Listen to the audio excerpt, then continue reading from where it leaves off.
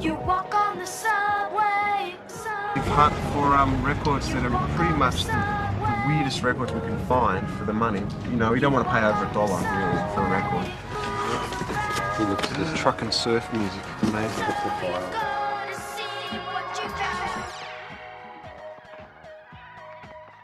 Say a string rhythm that might be la la la la la la la.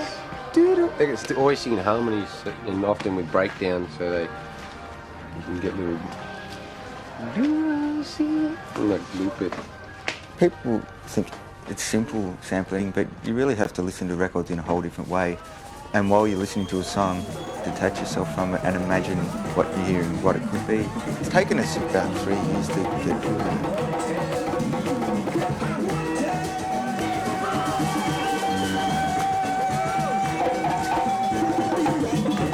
What we do is definitely collage, though. And we take pride, I think, in getting stuff that people consider junk and making something new out of it.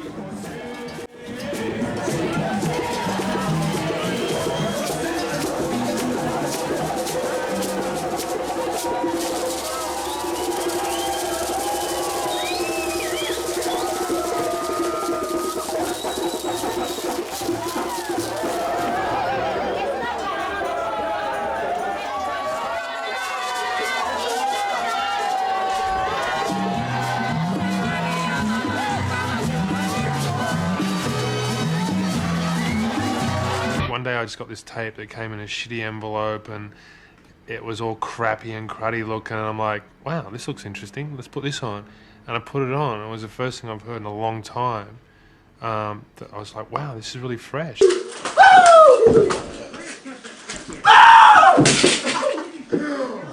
Uh-oh.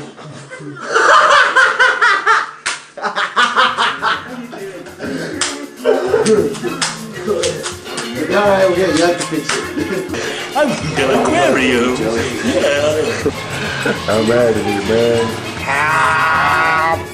You gotta do it again, this feeling, man.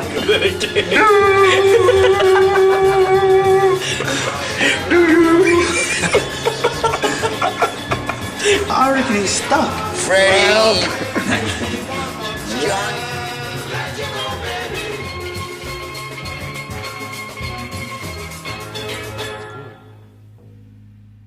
Should be able to just loop them from start to finish, I think. Like they were looped. Wish we could harmonise. To convert a song in the studio to on the road, we just sample the whole finished song. We actually trigger the samples from the song, and they're in loops of say 4 or 8 bars, and you can play along. And so the drummer will be playing, and you just hit these samples, and they'll be playing the sample, and then you hit it again, so that everyone has got a little bit of freedom to go in and out of time if that happens.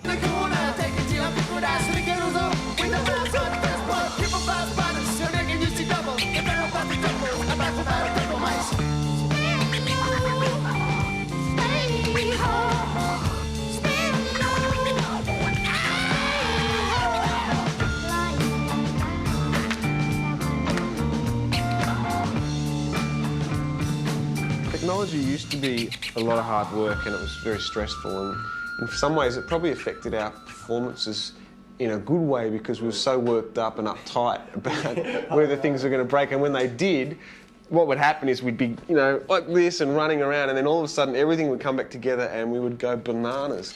1, 2, 3, 4.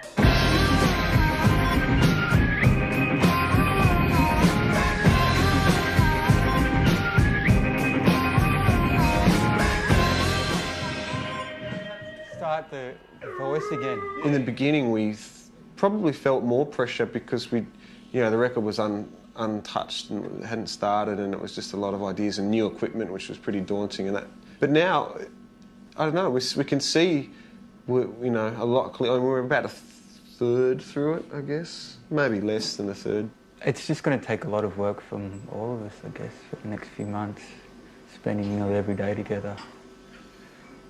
So hopefully we're still friends when it's finished.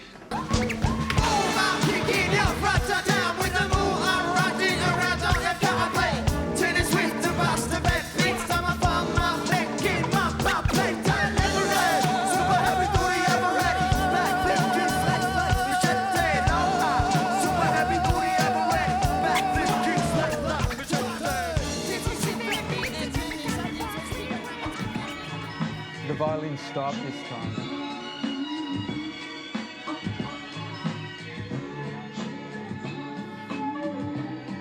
Cool like that. Well, we all have a sampler at our houses, and then we sample, and then we get together and make tapes for each other and play each other samples and try and match them up. That's the next part of the process. Try and get 3 or 4 to fit together. So it's coming together. Sounds awesome. The bass. I just have to wind it off a little bit, just the filters, just turn it down a little bit. Yeah. It was just like one of those things where her voice was, by itself, there was no other instrument, so it's perfect to sample, and it sounded really sexy. Yeah. And then when it fitted with this other sample that had been lying around for about 2 years, and it fitted perfectly, it was it's just magic. We use a collection of samples that will, in the end, be a new song, and it's, you know, not so much breathing life in old songs, but it's creating something new. It's creative. It's not, you're not just ripping something off. You use sampling techniques. There's many ways to do it. You can sample your own instruments, or you can sample off the radio, like Tony does in our band, because he doesn't have a record player.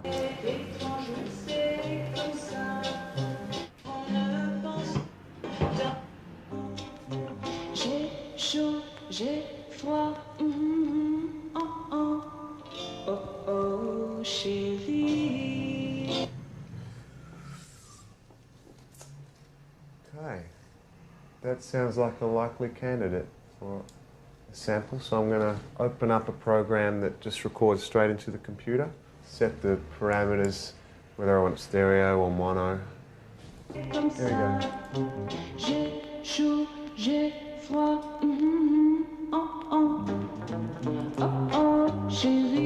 And now I'm just going to trim it down so that it's a usable loop and we don't have all the extra junk that was around it. This is all new to us too. We've only been using this for 3 or 4 months. We don't need any of that.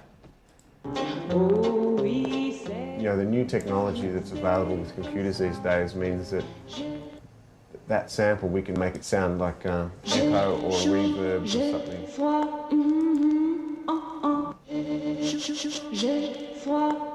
That's a stutter. This is something you hear a lot in house music, where it's a swept bandpass, so it's using filters. This is one of my favourites, triggered wah and distortion. The whole ending's like, goes. And we can do like...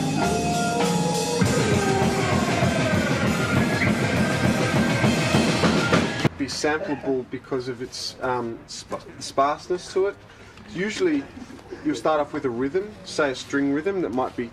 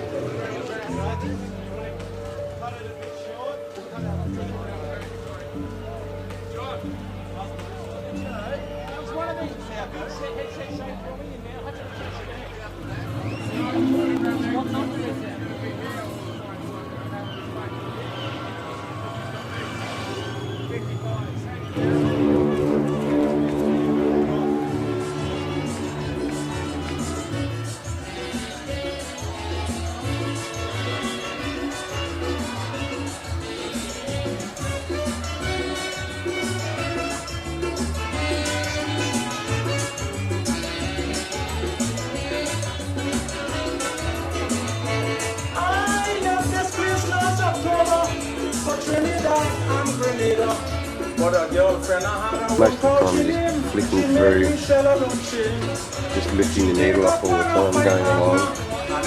Because there's not enough hours in a day to sit down and just listen to a whole entire record. And half the time you don't want it. Some of them are just terrible, but it's got this one little interesting bit in it. Now I come back home, the girl won't leave me alone. She start to beg me, I must forget she. I say, well, you must be crazy. If you make a mistake once, you go do it twice. So continue sharing your rice.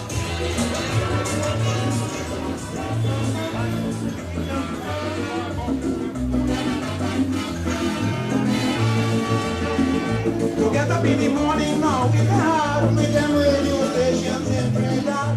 Together in the morning. Okay, because the label's all in French, so we can't really tell.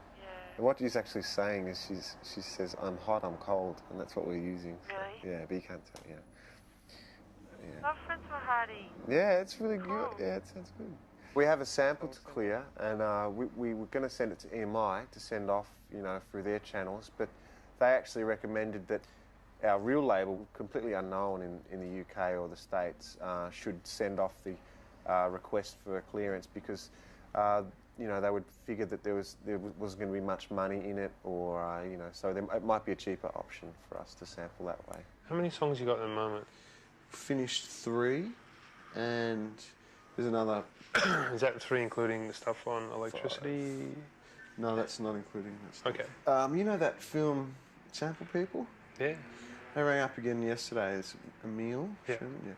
And they're really keen on us. They want you to do a 70s song or something? Yeah. Horror movie. Yeah. It could be fun for you guys and all that sort of stuff, but then on the other hand, it'd be really good to finish it. What we talked about last time is just focus on getting the record finished and doing your own stuff. I mean, it seriously would only take a week, to do something like that. Yeah, right. I've heard that before.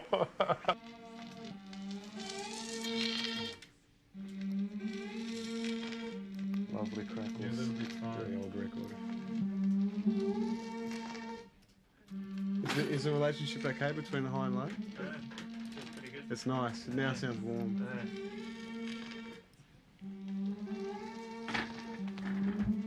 Okay.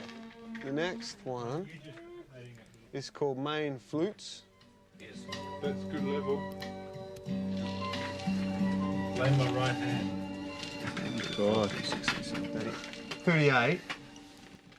That's better than I thought. We've finally started sampling in stereo, which makes a huge difference. Yeah. I mean, what we do is we still put it on 24 tracks, but we may have 2 or 3 different sounds on each track, but you split them via automation on this big desk, and means that you still have different control over all the sounds, but you're just not using as many tracks on tape. This is where Angel's dying. To know if something's right is it's sort of like just getting up and walking. It's just it's the simplest thing. She shouldn't be there, should she? She shouldn't. Sorry. Was that meant to be there? You know how it's supposed to be right, and the hardest bit is getting there. Nothing makes you cringe. Yeah, when nothing annoys you. Nothing gives you the shits. Yeah. Sometimes things can be more right at home, and we bring the song into here. It takes a long time to achieve what the feeling was that we had at home, which is a funny way to work. But that's because we're continuously mixing the song as we're putting the samples down, and come here we start all the levels again. So it's like building it back up. Yeah, that's fine. Could you just bring it down a notch?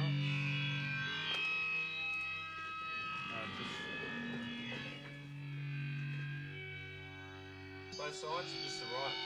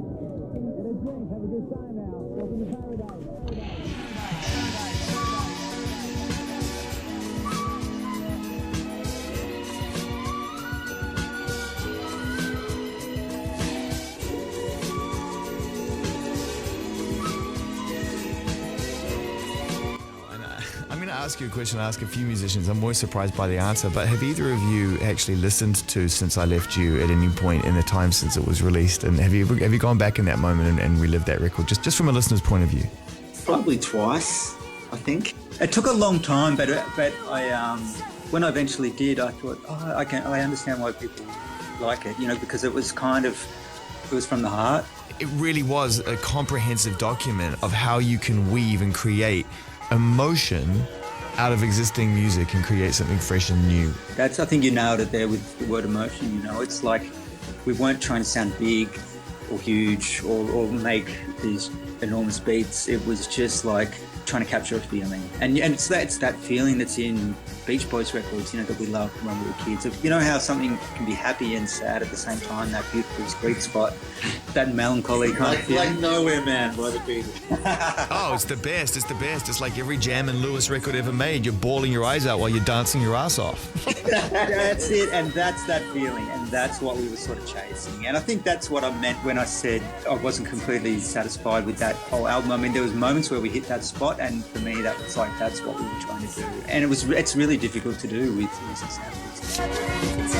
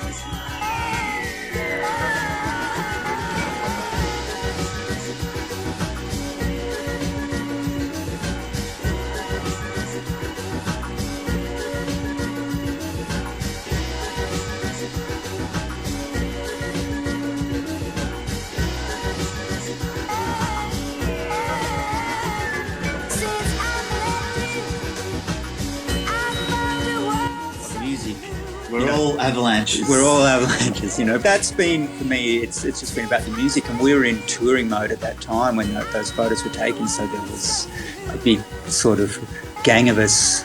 But it's always been, just a couple of people making music. And Darren was actually brilliant because, especially when I was younger, I was, pretty...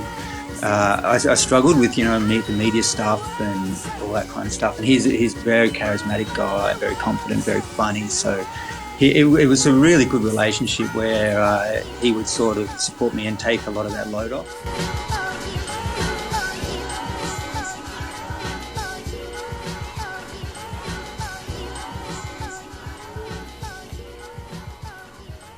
Three days later, they dug me out. I never saw Arthur again, but I'll bet wherever he's gone, he's having a damn good time. I really like this song. I've worked really closely with Darren and Robbie and Gordy and Tony in trying to work towards making this record.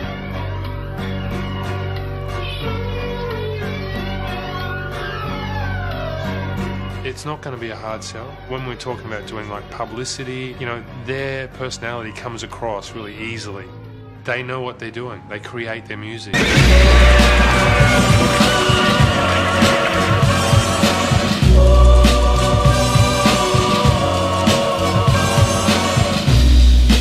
boy needs therapy. Psychosomatic. That boy needs therapy. Psychosomatic. That boy needs therapy. Lying down on the couch. What does that mean? You're a nut. You're crazy in the coconut. What does that mean? That boy needs therapy. I'm gonna kill you. That boy needs therapy. Granny Gazoo, let's have it, you. Now when I count three. That boy needs trouble for good looks. I tell you jump if you're able. This here is the trouble. I tell you jump if you're able. Well, I'm waiting on proclamation. I'm going to play me violin. I like a swell in a man could tell. The government want to put me in jail when I shout.